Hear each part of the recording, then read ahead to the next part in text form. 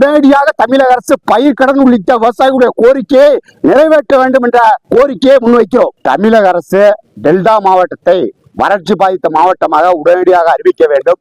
அது மட்டுமல்லாமல் காவேரி பொய்த்து போய் குறுவை சாகுபடி செய்ய முடியாமல் பல ஏக்கர் தரிசு நிலங்கள் விவசாயம் பண்ண முடியாமல் இருந்து வருகிறது. அப்படிப்பட்ட விவசாயிகளுக்கு ஏக்கருக்கு 15,000 நிவாரணம் வழங்க வேண்டும். அது மட்டுமல்லாமல் விவசாயம் பொய்த்து போனதால் விவசாய தொழிலாளர்களுடைய வாழ்வாதாரம் பாதிக்கப்பட்டிருக்கிறது. விவசாய தொழிலாளர் குடும்பங்களுக்கு 10,000 நிவாரணம் வழங்க வேண்டும். திருப்பனந்தாள் ஒன்றியத்தில் இருக்கக்கூடிய குறிச்சி பால் பண்ணையினுடைய தரத்தை ஆய்வு செய்ய வேண்டும். மாசு கட்டுப்பாட்டு வாரியம் உடனடியாக அந்த ஆய்வை மேற்கொள்ள வேண்டும்.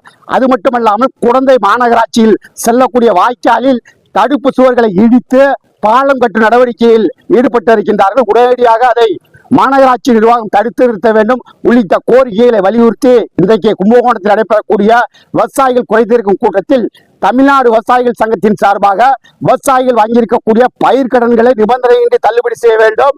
அது மட்டுமல்லாமல் நிலுவையில் உள்ள கடனையும் தள்ளுபடி செய்ய வேண்டும். விவசாயிகள் பல இடங்களில் கடனை வாங்கி கொண்டிருக்கின்றார்கள். இவர்களுடைய கடனை தள்ளுபடி செய்ய வேண்டும் என்ற கோரிக்கையை முன்வைத்து திருவோடு ஏந்தி உடைத்து இந்த போராட்டத்தை நடத்தியிருக்கின்றோம்.